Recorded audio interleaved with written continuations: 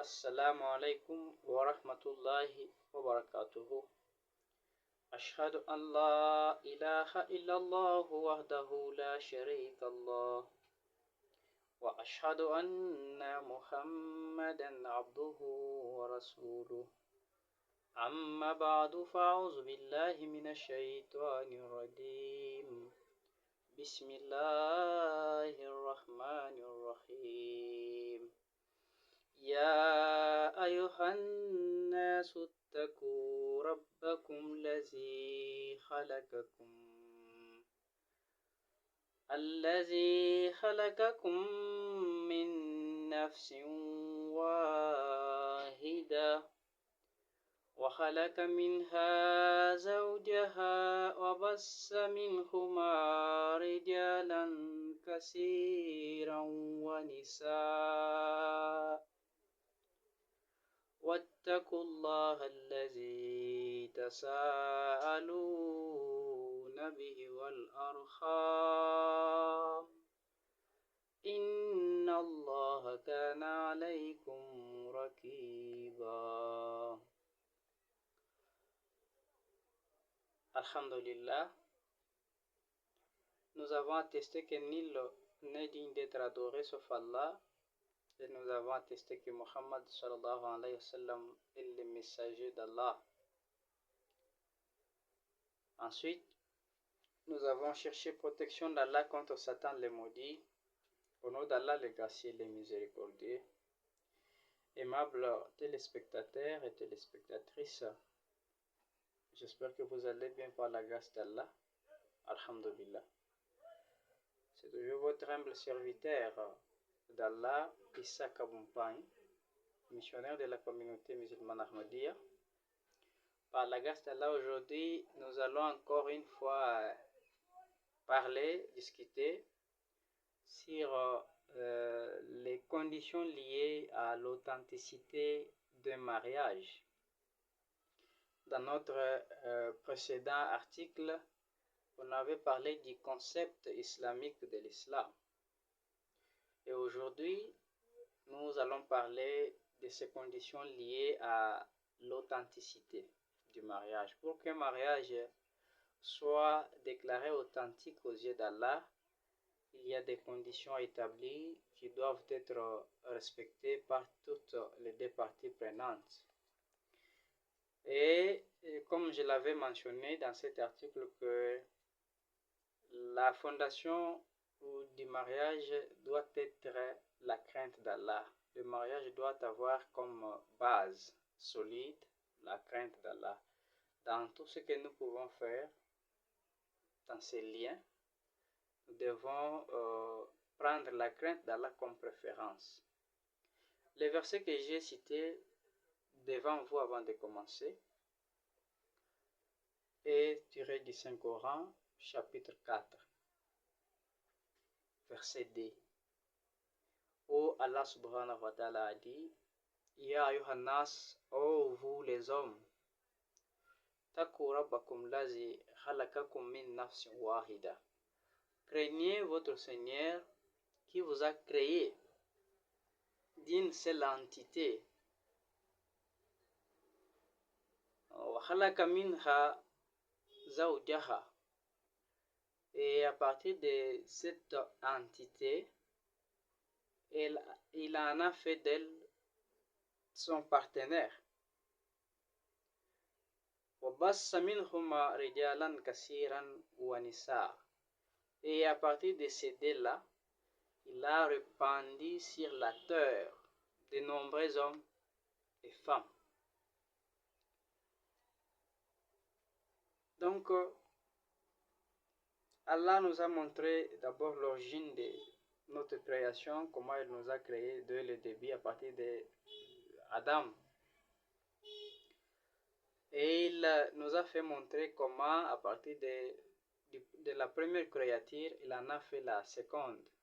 Et à partir de deux, il a multiplié sur terre les hommes et les femmes. Mais qu'est-ce qu'il veut en nous?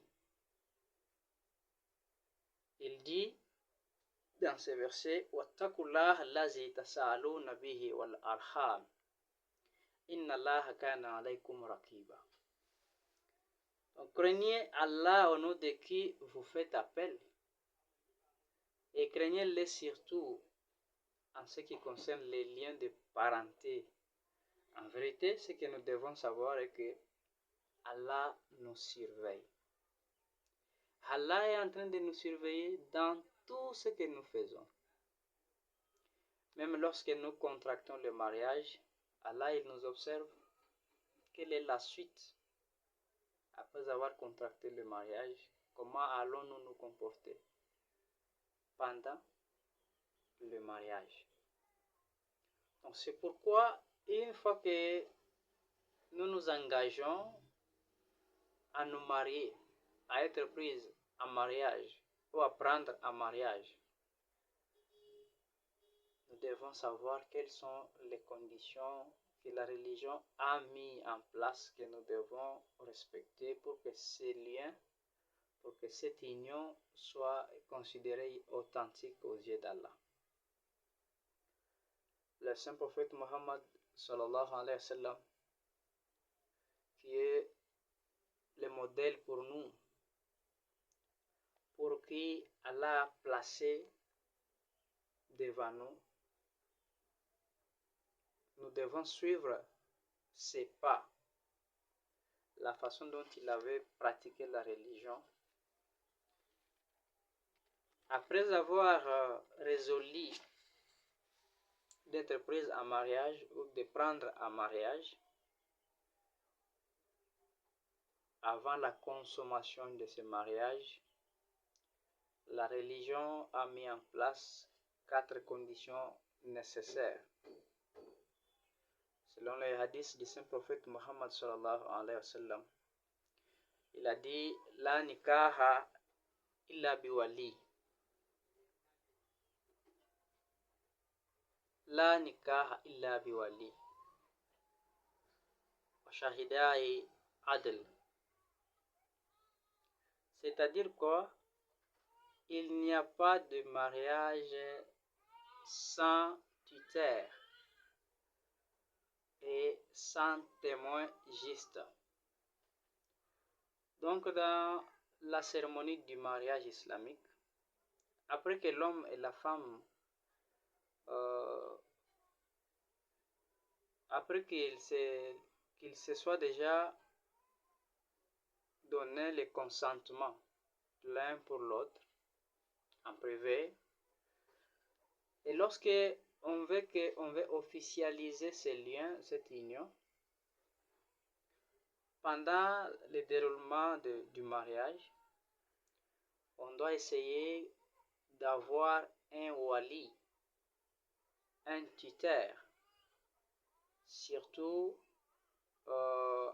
du côté de la femme par exemple.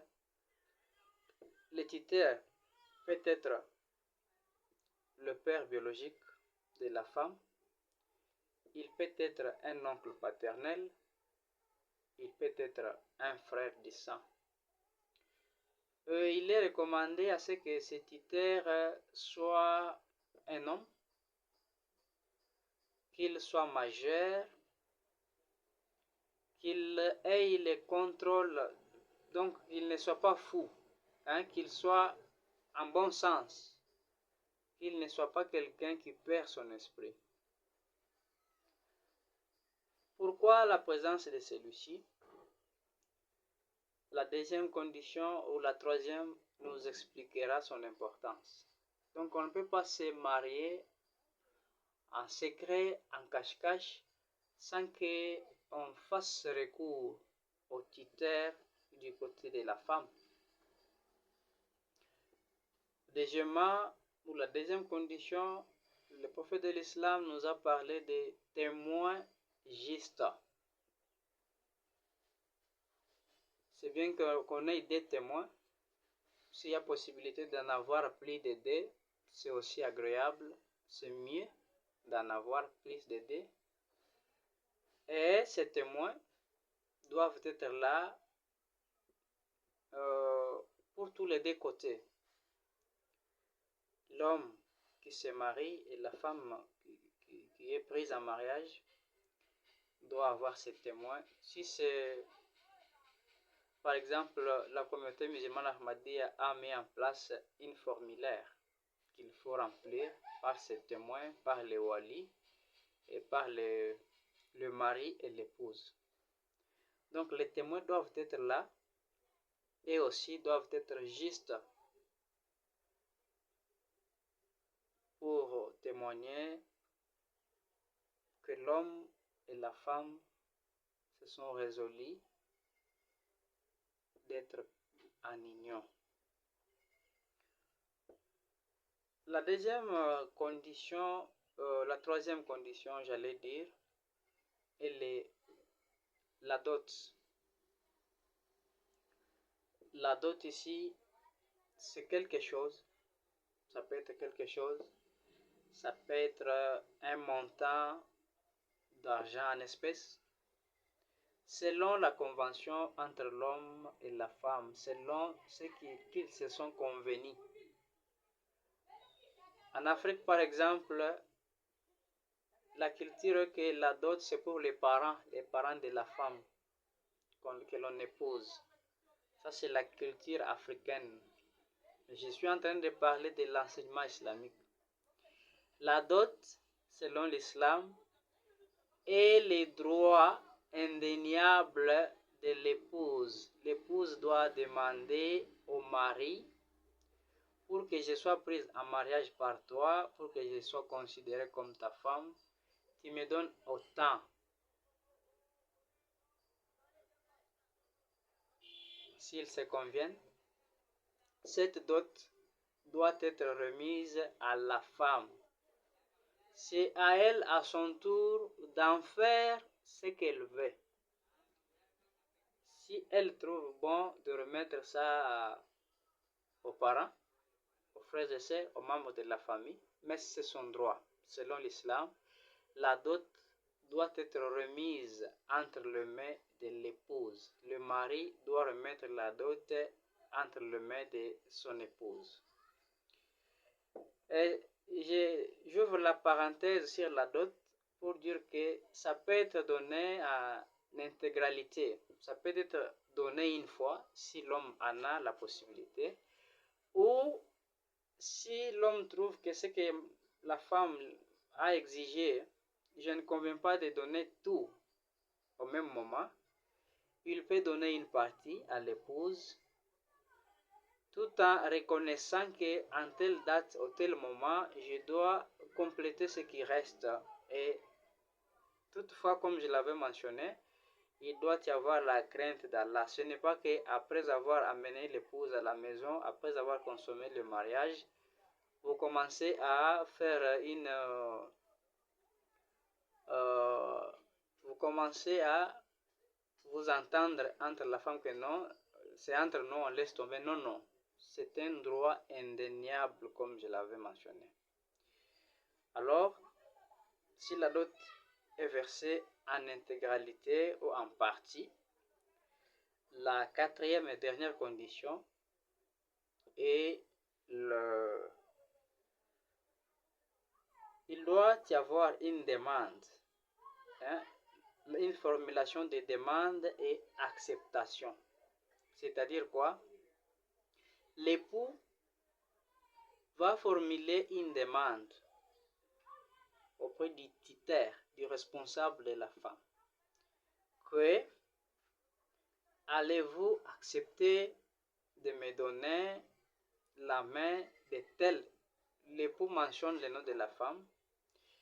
Par exemple, allez-vous accepter de me donner la main de Zainab en mariage, moyennant la dot de... Il peut mentionner ça.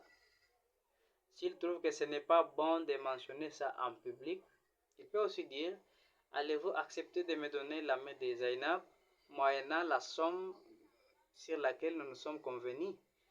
Si le tuteur dit oui, à son tour, va aussi formuler la question au mari, allez-vous accepter de prendre en mariage Zainab, moyennant autant?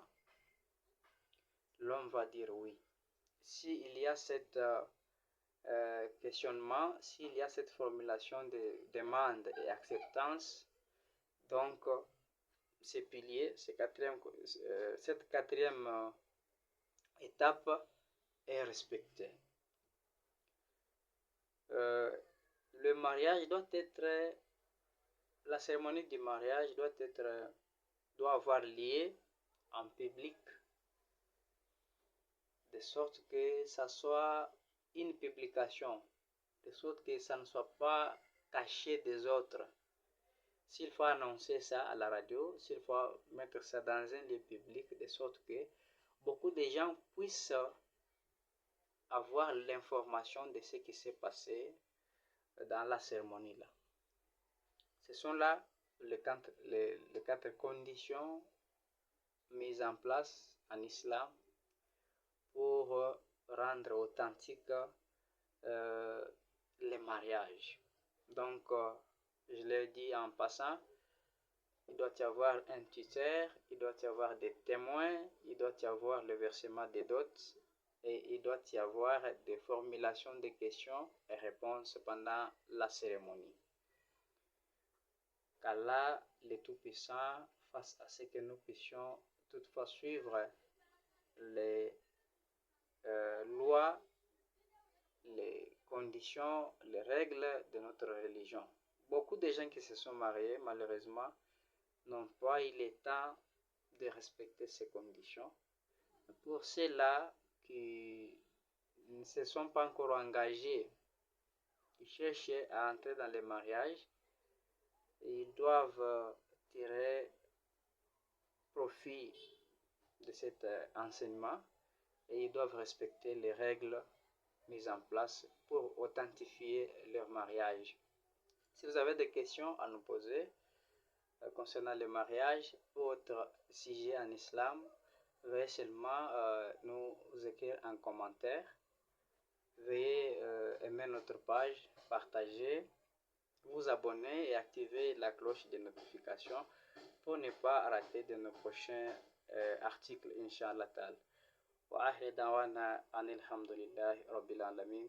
Wassalamu alaikum wa rahmatullahi wa barakatuh.